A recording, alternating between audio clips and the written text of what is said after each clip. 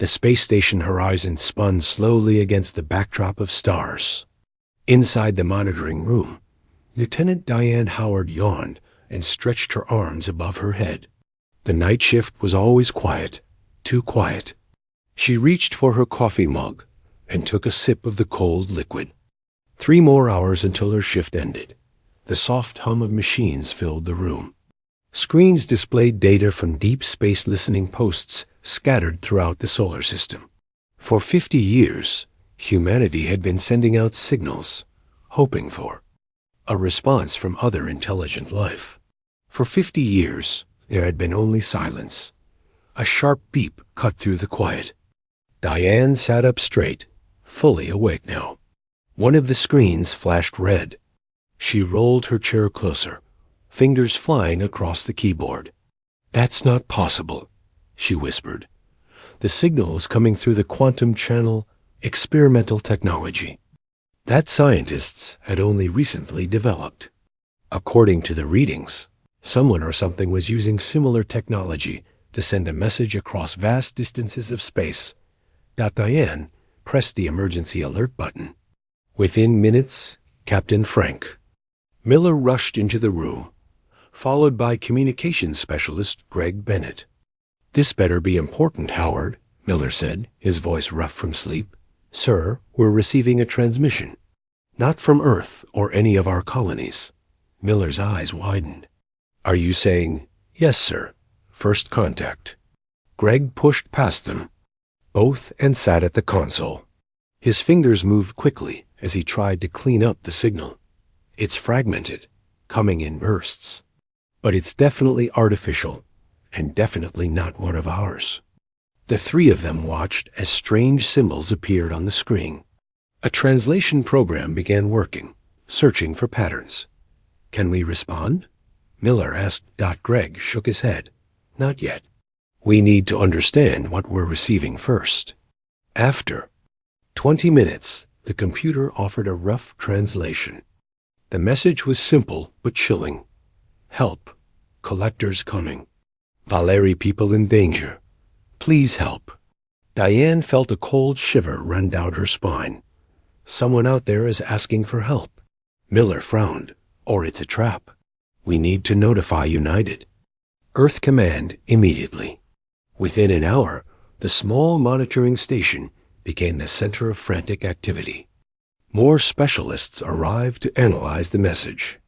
The quantum channel continued to receive bursts of data, star maps, coordinates, and more desperate pleas for assistance. By morning, Admiral Patricia Burton herself arrived from Earth.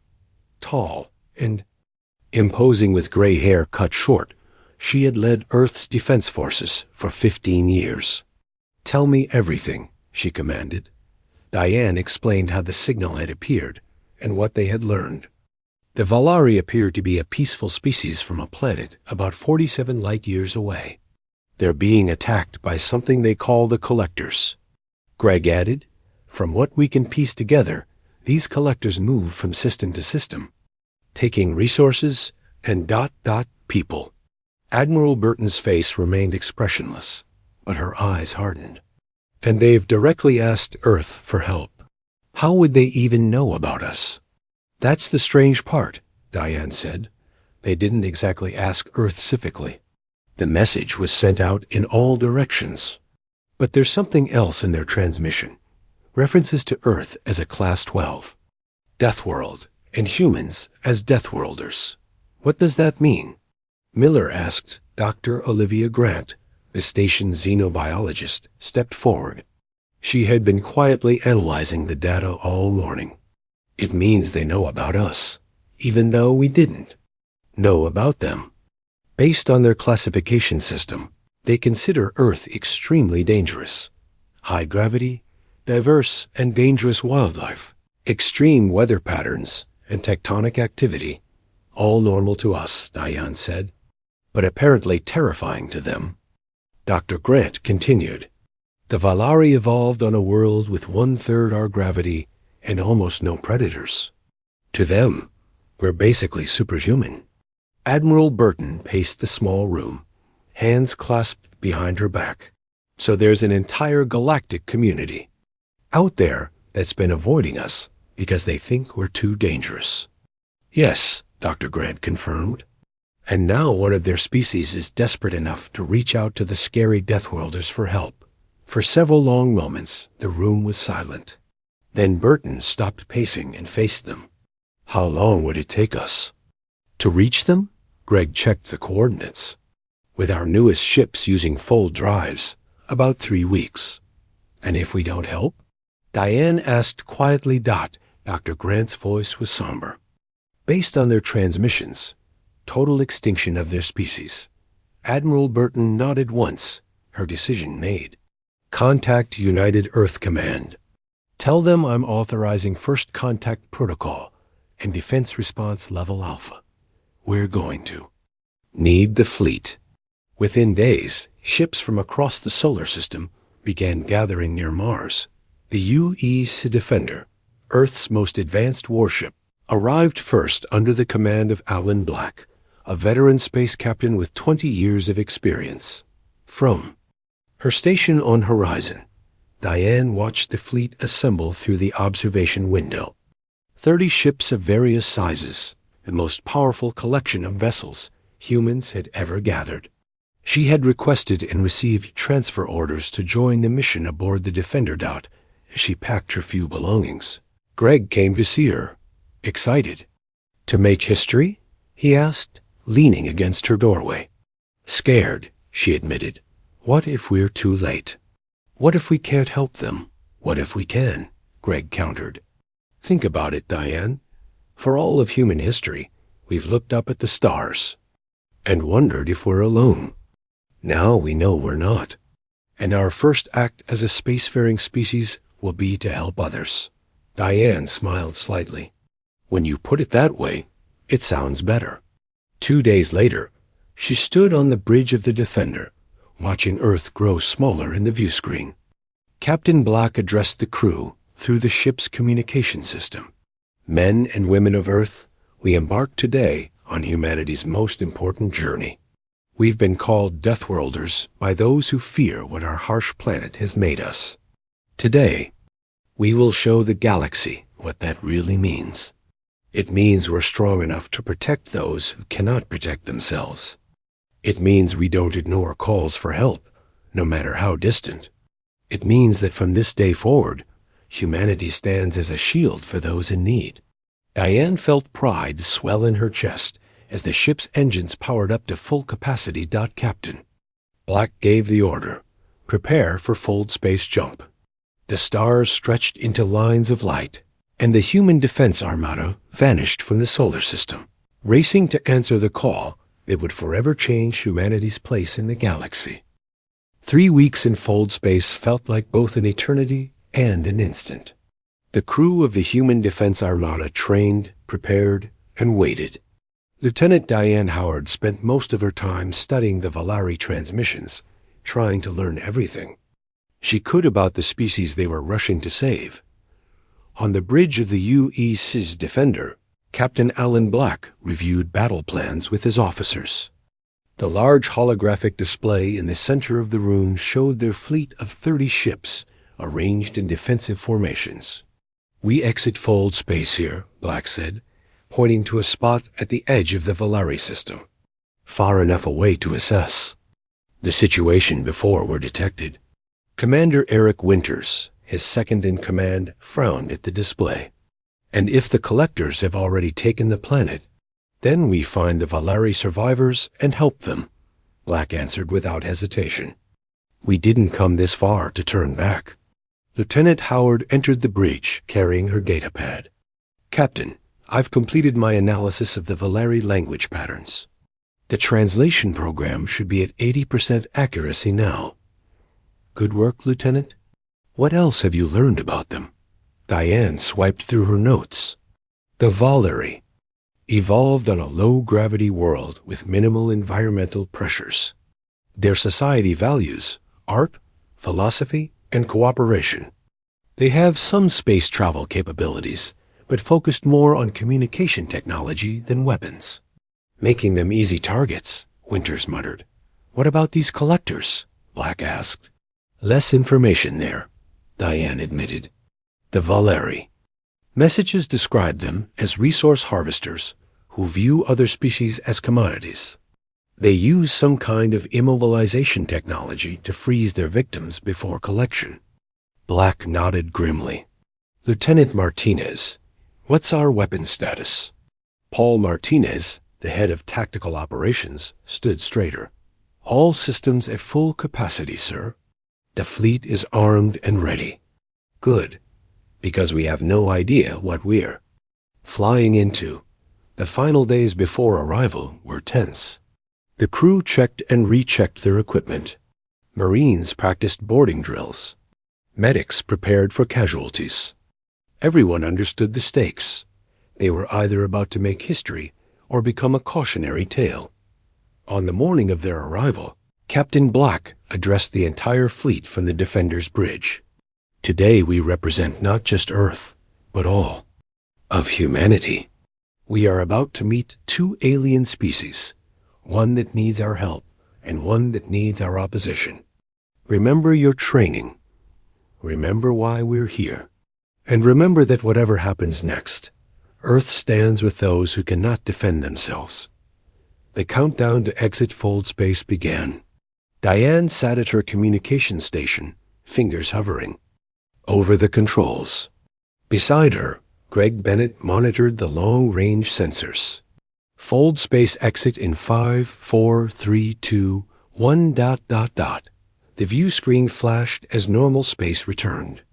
Before them lay a star system with 7 planets. The third planet shone blue and green in the distance, similar to Earth but smaller. And around it, dark shapes moved in orbit. Scanning, Greg announced, his voice tense. I count 15 large vessels surrounding the planet. Design unknown. Definitely not Valari, based on the specifications in their transmissions. The collectors, Diane whispered. Captain Black's voice remained steady. All ships maintain position. Shields up. Weapons on standby only. On the tactical display, the human fleet spread into a defensive formation. 30 ships against 15 should have been reassuring, but the collector vessels were massive, each one nearly 3 times the size of the Defender. Lieutenant Howard, open a channel to the Valari, Black ordered. Diane worked quickly, directing. Their transmission toward the planet. Channel open, sir. This is Captain Alan Black of the United Earth Ship Defender. We received your distress call and have come to offer assistance. Please respond. For several tense moments, there was nothing. Then the main screen flickered, and a face appeared. The alien had blue skin, large eyes, and no visible hair. Its features were delicate, almost fragile-looking. I am Ambassador Nyla of the Valari Central Council, the alien said, its voice translated by Howard's program. You actually came. We had no idea Earth had achieved interstellar capabilities. We keep to ourselves, Black replied diplomatically. But we don't ignore calls for help. What's your situation? The ambassador's large eyes blinked rapidly. The collectors arrived 10 days ago. They've already taken 3 of our largest cities. Millions of my people harvested. They're approaching our capital now. Harvested? You mean captured? No. Neela's voice trembled. Processed. Collectors don't take prisoners. They extract resources, both mineral and biological. A cold silence fell over the bridge. The implication was clear. The collectors weren't just conquerors. They were something much worse. Captain, Martinez called out suddenly, 3 collector ships are breaking formation. They're heading toward us. Black straightened in his chair. All ships maintain position. Do not fire unless fired upon. On the screen, Ambassador Neela looked panicked. You must flee. Your ships cannot withstand their immobilization fields. Once they lock on, your crews will be helpless. We'll take our chances, Black said. Stay on this channel, Ambassador. We may need more information. The three collector ships approached slowly, their massive hulls dark against the stars. When they were halfway to the human fleet, a transmission came through. The screen split, showing both Neela and a new figure. The collector had no recognizable face, just a smooth gray surface with several glowing points arranged in a pattern. When it spoke, the voice sounded mechanical, emotionless. New species detected. High physical density. Excellent specimens. Will collect. Diane felt a chill run down her spine. The creature spoke about them as if they were nothing more than resources to be harvested. This is Captain Black of Earth. We are here in response to a distress call from the Valari. We request that you cease your activities in this system and withdraw. The glowing points on the collector's surface pulsed. Request denied. Prepare for collection. Sir, Martinez called out, they're activating some kind of energy field. It's expanding toward our ships. On the other half of the screen, Neela cried out, that's the immobilization field. It will paralyze your nervous systems. Black's face remained calm. All personnel race for impact. We don't know how this will affect humans. The energy wave washed over the defender. Diane felt a slight tingling sensation, like mild pins and needles. She flexed her fingers, moved her arms. Nothing happened. Around the bridge, other crew members were doing the same. No one was paralyzed. Status report, Black demanded. All systems functioning normally, Winters replied. Crew appears unaffected. Martinez checked his readings. Reports coming in from all ships, sir. The field had minimal effect on our personnel. Some discomfort, but no paralysis. On the screen, Neela stared in disbelief. How is this possible? The field incapacitates all known species. A small smile appeared on Black's face. Not Deathworlders, apparently. Our nervous systems must be too different. He turned to Martinez. Target the lead collector ship. Warning shot only, across their bow. The defender's main guns fired. A bright beam of energy slicing through space just in front of the approaching collector vessel. The ship immediately stopped its advance. Now, Black said, leaning forward in his chair, let's negotiate from a position of strength. The collector ships hovered in space, seemingly confused by the humans' resistance to their technology. Captain Black used this moment of uncertainty to take action. All ships form defensive positions around the planet, he ordered. Captain, Susan Wright, take the Valiant and 3 ships to defend the Valari capital city. Commander Richard Coleman, your battle group will begin evacuating civilians from the targeted zones. The human fleet moved with practiced precision. On the main screen, Ambassador Neela watched with wide eyes. Your ships are so fast, she said. And your people, they truly aren't affected by the immobilization fields? It seems we have our planet to thank for that, Black replied. Earth's high gravity and harsh conditions made our nervous systems more resilient. The collectors appeared to be reassessing the situation. Their 3 advanced ships rejoined the main fleet orbiting the planet. For several minutes, nothing happened. Lieutenant Howard monitored communications. Sir, I'm detecting increased transmissions between the collector vessels. They appear to be discussing strategy.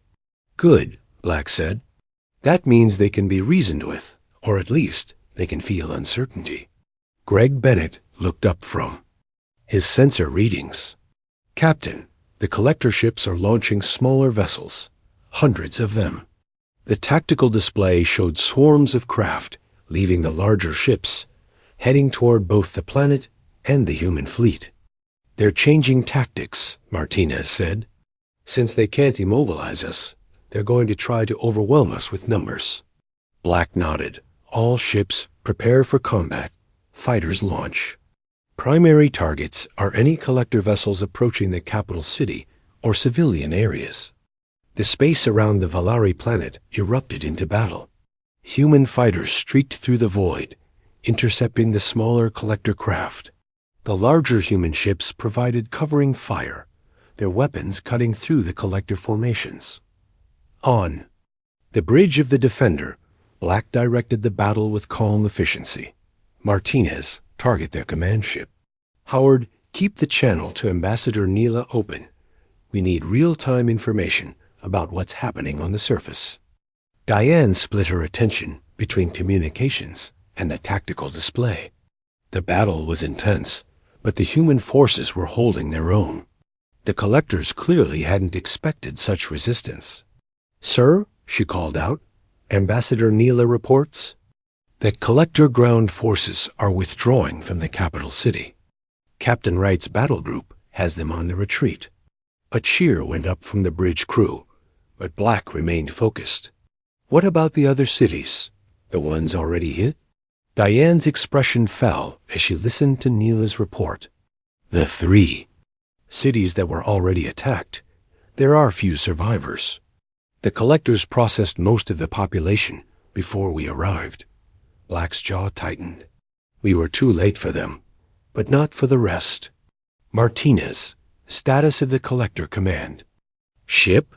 Their shields are holding, but we've damaged their propulsion systems. They can't leave orbit." "Good. Prepare boarding parties."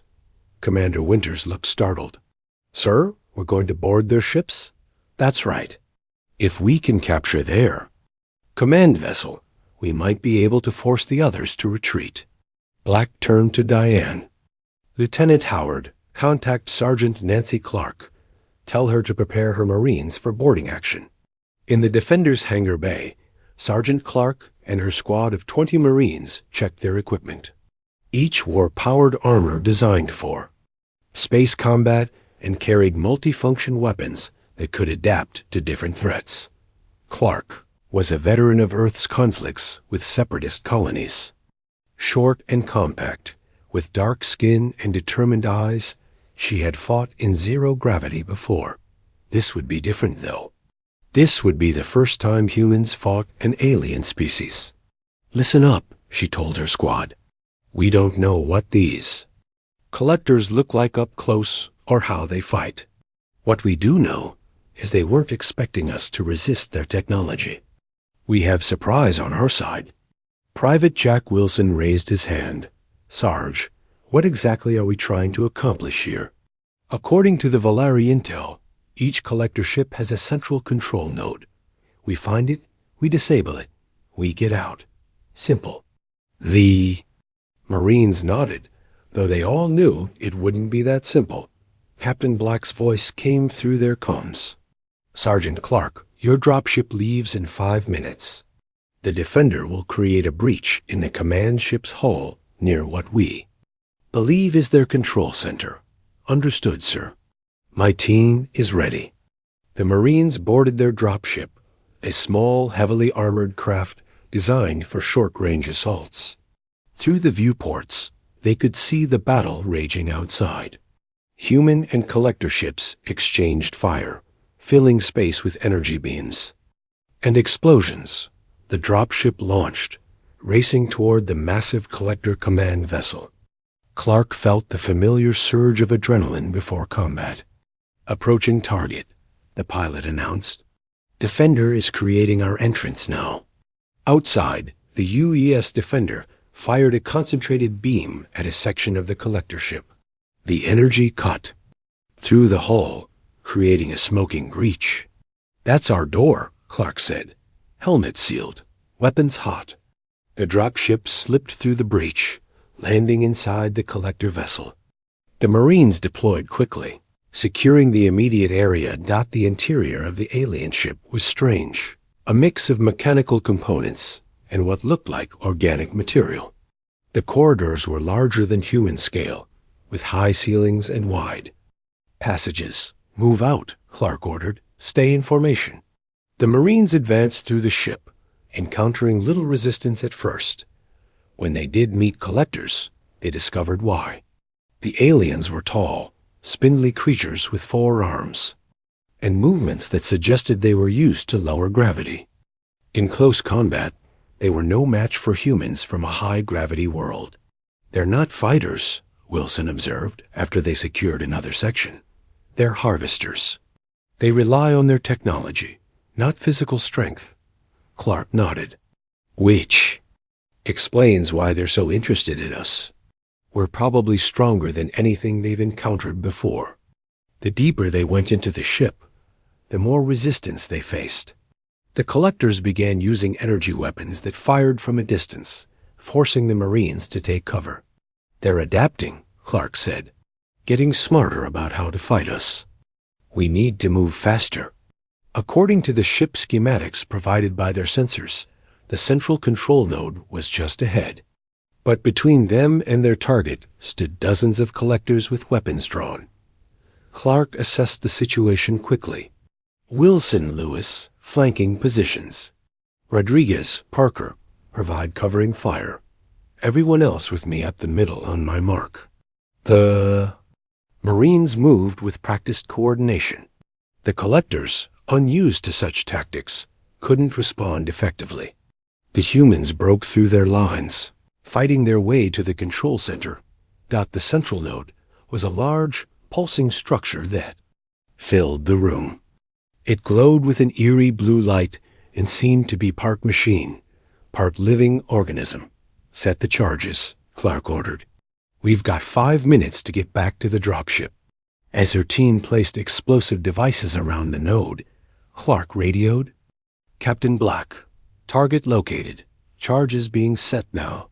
"Good work, Sergeant," Black replied. "The battle outside is turning in our favor." The collectors seemed to be losing coordination. Clark looked at the strange technology around her. "Sir, request permission to take samples of their tech. Might help us understand what we're dealing with." "Granted, but be quick about it." The Marines gathered what they could, then retreated the way they had come. Behind them, the charges counted down. They were halfway to the dropship when the explosives detonated. The entire collector vessel shuddered. Lights flickered, and strange wailing sounds echoed through the corridors. "Move!" Clark shouted. "Ships. Going critical." The Marines sprinted the remaining distance, fighting through disorganized groups of collectors. They reached the dropship just as parts of the ceiling began to collapse as they lifted off and flew back toward the Defender. Clark looked back at the collector command ship. Its lights were failing, and it was listing to one side. On the Defender's bridge, Captain Black watched the collector fleet's response. Without their command ship, the alien vessels began to withdraw, pulling back from the planet. "They're retreating," Winters said, disbelief in his voice. "No," Black corrected him. "They're regrouping. This isn't over. But we've won the first battle." Ambassador Neela's face on the screen showed a mixture of awe and gratitude. "You saved our capital. You saved millions of lives." "That's what humans do," Black said simply. "And we're not done yet." The day after the battle, Captain Black organized a meeting with the Valeri leaders. The used Defender sent a shuttle down to the planet's surface, carrying Black, Lieutenant Howard, Dr. Grant, and a small security team. It was the first time humans had set foot on an alien world. As they stepped out of the shuttle, the humans immediately noticed the difference in gravity. The Valeri homeworld had only about 2/3 of Earth's gravitational pull, making the humans feel light and springy. "Remember to move carefully," Dr. Grant warned. "We're stronger here than on Earth. Don't accidentally break anything." The Valeri capital city was beautiful, with tall, delicate spires and flowing architecture. Many buildings showed damage from the collector attack, but repair work was already underway. The Valeri themselves watched the humans with a mixture of fear and fascination, keeping their distance as the delegation passed. Ambassador Neela greeted them at the entrance to the council hall. In person, she seemed even more fragile than she had on the screen. Her blue skin had a translucent quality, and her movements were graceful but slow. "Welcome to Valeria," she said with a small bow. "You are the first visitors from Earth to walk on our world. Captain Black returned the gesture. "We're honored to be here, though we wish it could have been under better circumstances." Inside the council hall, 5 other Valeri waited. They were the surviving members of their ruling council. Their leader, Elder Soren, was visibly older than the others, with pale blue skin and eyes that showed both wisdom and weariness. "The Deathworlders of Earth," he said as the humans entered. "For generations, our people have been told stories about your kind. We were taught that if Deathworlders ever left their planets, they would conquer and destroy. Yet here you are, fighting to protect us." Black took a seat at the large circular table, careful not to break the delicate chair. "With respect, Elder, we prefer to be called humans. And those stories got it wrong. We don't want to conquer anyone." The meeting lasted for several hours. The Valari shared everything they knew about the collectors, their habits, their technology, and their usual tactics. They had been attacking worlds in this sector of space for over 100 years, always following the same pattern. They would arrive without warning, deploy their immobilization fields, and then methodically harvest a planet's resources, including its people. "Why hasn't anyone stopped them before now?" Lieutenant Howard asked. Elder Soren spread his 4-fingered hands. "The Galactic Council has limited military resources. They focus on protecting core worlds. Outer systems like ours are considered acceptable losses." Dr. Grant frowned. "This Galactic Council, they knew about the collectors, but did nothing?" "They sent warnings," Neela explained, "told us to evacuate. But where would we go? This is our home. We've been here for thousands of years." Black's expression hardened. "And Earth? What does the Council know about us?" "Earth is classified as a prohibited world," Elder Soren said. "Too dangerous to contact. The Council established observation posts at the edge of your solar system centuries ago, but direct interaction was forbidden." The humans exchanged shocked glances. The idea that aliens had been watching them for centuries was startling. "So that's how you knew to send us the distress call," Howard realized. Neela nodded. It was a desperate chance. The observers reported that humans had developed space travel and were exploring your own system. We hoped you might have the technology to help us. "And the ability," added another council member. "Deathworlders, humans, are known for their physical resilience and adaptability, qualities the collectors would not expect." While the meeting continued, Sergeant Clark and her Marines helped Valeri security forces secure the city. The differences between the two species became even more apparent as they worked side by side. The Marines could lift objects that took 4 Valeri to move. They could run faster, jump higher, and work longer without rest, what the Valeri lacked in physical strength. However, they made up for in other ways. Their eyesight was superior, able to see into spectrums humans couldn't perceive. Their hearing was more acute, and their knowledge of technology was impressive. "They're not weak," Clark told her team. "They're just different. Adapted to their world, like we're adapted to ours."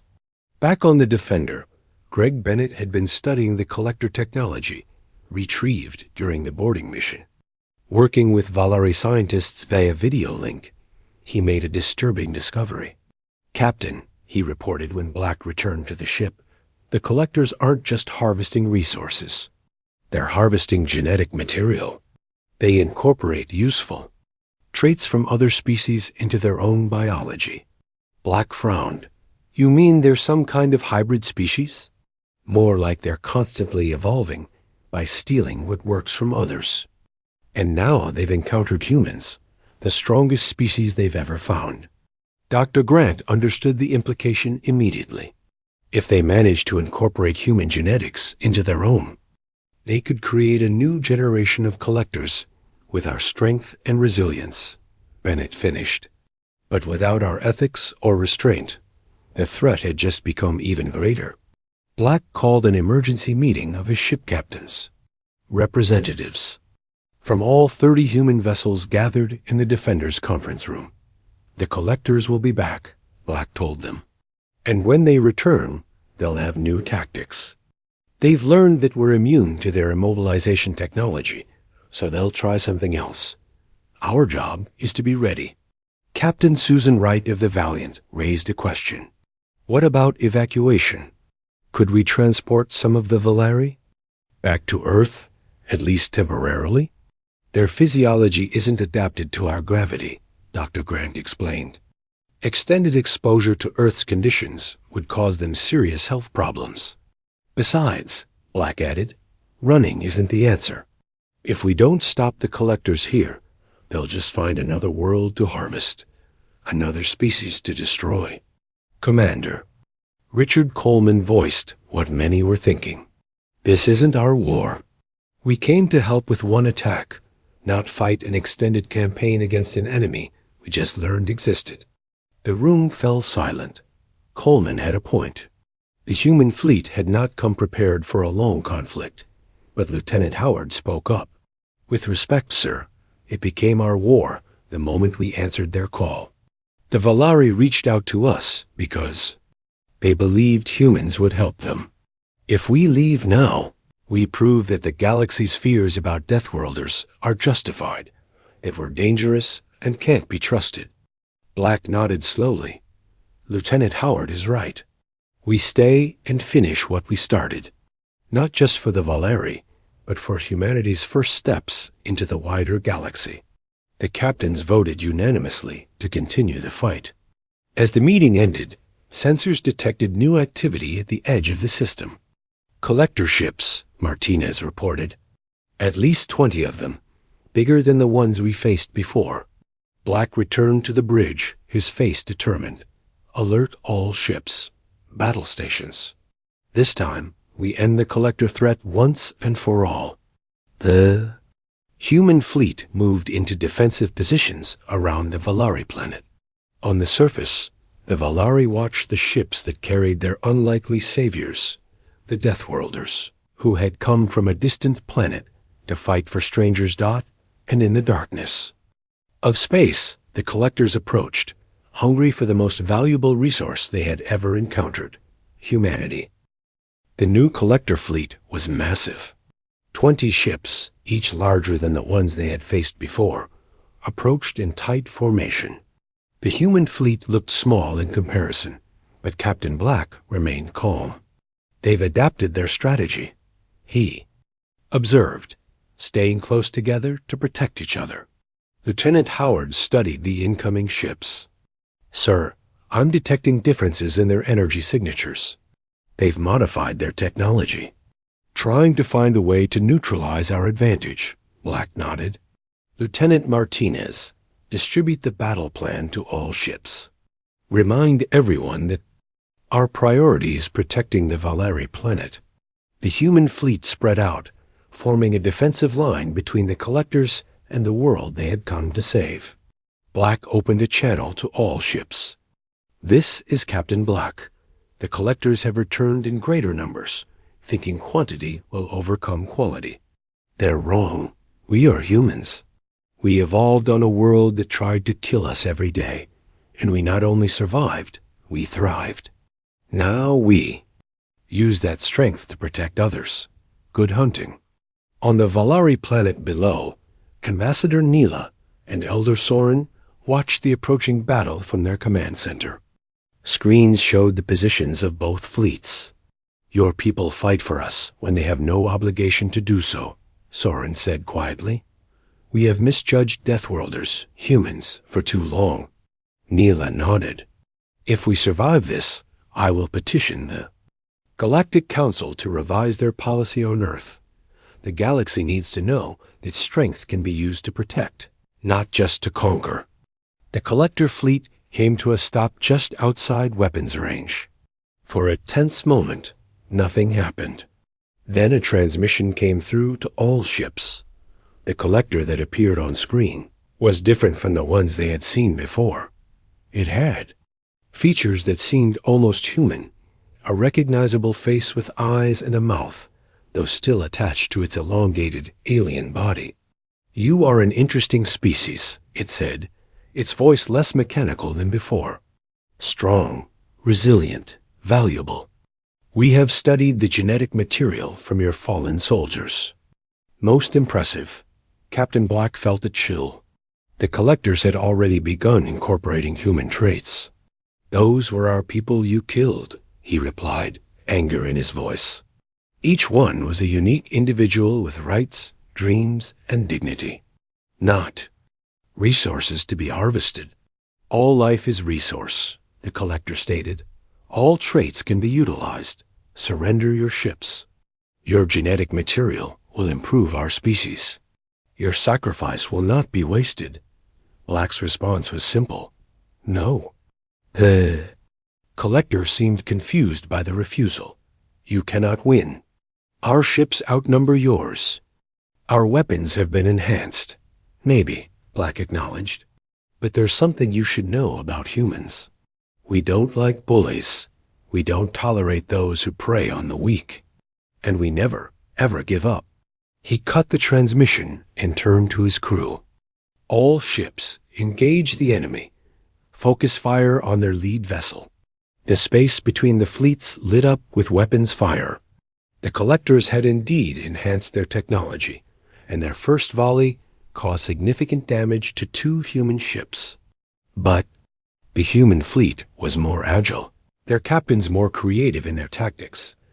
Captain Wright's Valiant executed a daring maneuver, diving beneath a collector ship and firing upward at its vulnerable underside. Commander Coleman's battle group used coordinated attacks to overwhelm the defenses of another. On the Defender's Bridge, Black directed the battle with the calm of a veteran commander. "They're trying to draw us away from the planet. Hold positions. Don't chase them." The collectors, realizing their superior numbers weren't providing the advantage they expected, changed tactics. 5 of their ships broke away, heading directly toward the Valari world. "They're making a run for the planet," Martinez warned. "Intercept." "Course," Black ordered. "All available ships." The battle split into 2 fronts, one defending the planet, the other engaging the main collector fleet.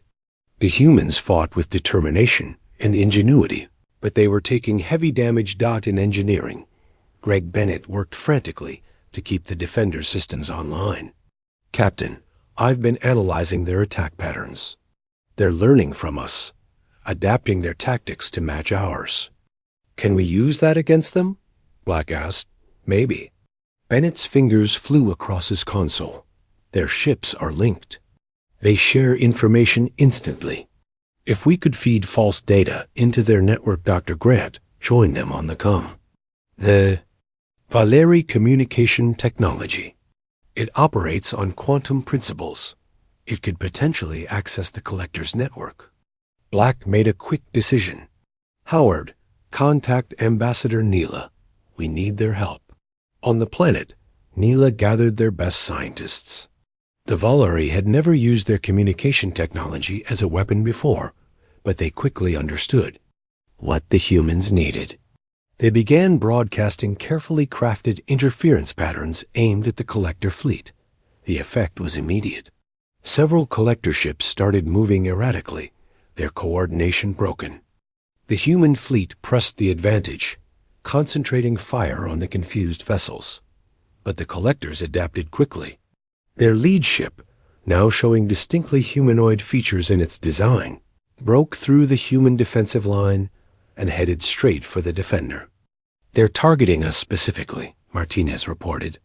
Preparing for impact, the collision was devastating. The collector ship rammed the Defender, its hull cutting deep into the human vessel. Emergency bulkheads slammed shut, preventing catastrophic decompression, but damage was severe. "Boarding parties detected," security reported. "They're inside the ship." Black grabbed a weapon. "All personnel, prepare to repel boarders. They want to capture us alive for our genetic material. Don't let that happen." Throughout the Defender, desperate battles broke out in corridors and compartments. The new collectors were stronger than before, showing the first benefits of their stolen human genetics. But they lacked the experience and training of the human crew, who fought with the determination of those defending not just themselves, but an entire planet of innocent lives. Sergeant Clark led her Marines in a counterattack, pushing the collectors back toward their entry point. "They're retreating," she reported to Black, "falling back to their ship." "It's not retreat," Black realized. "They've gotten what they came for." He turned to Bennett. "What did they access?" Bennett checked the ship's systems. "They downloaded part of our database. Star charts, ship specifications, and Earth's coordinates." A cold silence fell over the bridge. If the collectors reached Earth, billions of lives would be at risk. "All power to weapons," Black ordered. "Target their ship. Don't let them leave with that data." The Defender's remaining weapons fired at point-blank range, tearing into the attached collector vessel. Both ships shuddered with the impact. "There. Engines are powering up," Martinez warned. "They're trying to break free. Keep firing," Black commanded. The collector ship struggled to pull away, its hull glowing from the sustained weapons fire. Finally, its structure began to break apart. Explosions cascaded along its length as its power core destabilized. "Brace for impact," Black shouted. The collector ship detonated, the force of the explosion rippling through the Defender. Damage reports flooded in from all sections, but the human ship held together. In space around them, the battle was turning. The Valari interference had disrupted the collector's coordination, and the human fleet exploited every advantage. One by one, the remaining collector ships were disabled or destroyed. The final collector vessel, seeing the battle lost, turned and fled the system. Several human ships moved to pursue. "Let it go," Black ordered. "We've done enough here." The bridge crew looked at him in surprise. "Sir," Martinez objected, "if it escapes, it could return with reinforcements." "It will return regardless," Black said. "But not to this system, not after the beating they've taken. Let it carry word to others of its kind. Let them know what happens when they prey on those under human protection." As the battle ended, the human fleet regrouped. 5 ships had been lost, with over 700 casualties. But the Valari planet was safe, and the collector threat had been driven back. On the planet's surface, Elder Soren called an emergency session of what remained, of the Galactic Council representatives in their sector. He formally requested Earth's admission as a protected world, not as a prohibited one. "Today we have seen what humans truly are," he told the assembled delegates. "They are strong, yes. Dangerous, perhaps. But they use that strength to protect, not to conquer. The galaxy has misjudged them, and it is time to correct that mistake." As the Defender limped into orbit for repairs, Captain Black looked down at the blue-green world they had saved. Lieutenant Howard joined him on the observation deck. "Do you think the collectors will return?" she asked. "Eventually," he admitted. "But next time, they won't just face one human fleet. They'll face the combined might of Earth and its new allies." Howard smiled. "Not bad for our first contact with alien life." "No," Black agreed. "Not bad at all." The call for help that had set the Deathworlder Armada in motion had done more than save one planet. It had changed the course of galactic history, introducing humanity not as conquerors, but as protectors. And throughout the stars, other threatened. Species began to send their own signals, hoping that the Deathworlders of Earth would answer.